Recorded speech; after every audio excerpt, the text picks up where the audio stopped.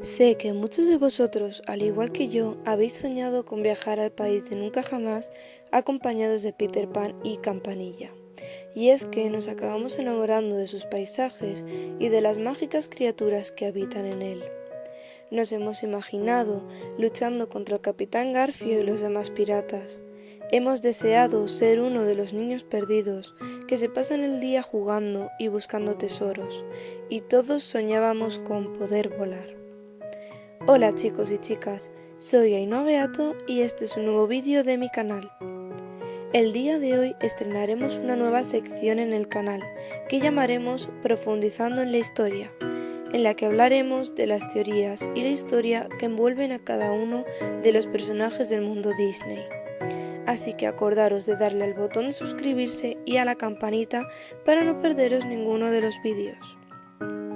Como habéis podido adivinar, el primer personaje del que hablaremos será Peter Pan. Descubriremos cómo llegó al país de nunca jamás, cómo conoce a Campanilla, quiénes son realmente los niños perdidos y muchas cosas más. Empezaremos hablando del origen de Peter Pan, un personaje creado por James Matthew Barrie, que aparece por primera vez en la novela El pajarito blanco. Aquí el autor nos explica que los bebés al nacer son pájaros y que Peter Pan, con apenas 7 días de vida, aparece volando por los jardines de Kensington, enseñado por los pájaros y las hadas. Más tarde amplió la historia de Peter Pan, convirtiéndole en el protagonista principal de la obra teatral llamada Peter Pan y Wendy. Nos explica que Peter Pan tiene entre los 11 y los 16 años. Es delgado, de pelo rubio y ojos verdes, que viste un traje hecho con hojas y cosas encontradas en la selva de nunca jamás, además de tener una personalidad inmadura, egocéntrica, egoísta y en ocasiones cruel. En los jardines es donde conoce a Campanilla y se lo lleva al país de nunca jamás, una isla habitada por hadas, sirenas, indios y piratas. En la película de Disney no se explica cómo llegó Peter a este mundo, ni cómo conoció a Campanilla.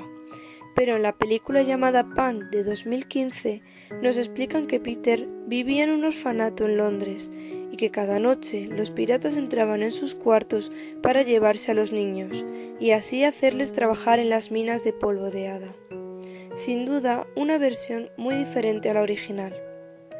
En cuanto a cómo conoce a Campanilla, en esta película aparece que Peter Pan conoce a Campanilla cuando éste está luchando contra Barba Negra, y junto a ella liberan a las demás hadas para que acaben con los piratas. En el libro, Campanilla se encarga de criar a Peter Pan. Otra de las preguntas sobre Peter Pan que más teorías ha creado es cómo puede volar. En la película Disney nos explican que los niños pueden volar gracias al polvo de las hadas y los pensamientos felices, por lo que una de las teorías es que Peter Pan vuela gracias a esto y por eso siempre está con Campanilla. Otra teoría es que al llevar tantos años viviendo en el país de nunca jamás, Peter Pan ha adquirido la magia del lugar y por eso puede volar. En la película Pan, Peter puede volar porque es hijo del príncipe de las hadas. Esa es la herencia que le deja, pero él es incapaz de hacerlo debido a su falta de fe. En cambio, en la obra, Peter Pan puede volar porque fue enseñado por los pájaros y las hadas cuando era un bebé. Llegados a estas alturas del vídeo, seguro que muchos os preguntáis quiénes son los niños perdidos. Pues bien, según la obra, los niños perdidos son niños huérfanos o abandonados por sus padres cuando estos eran muy pequeños, y que fueron encontrados por Peter Pan y Campanilla. Si no los encuentras en 7 días van al país de nunca jamás. ¿Y hay niñas?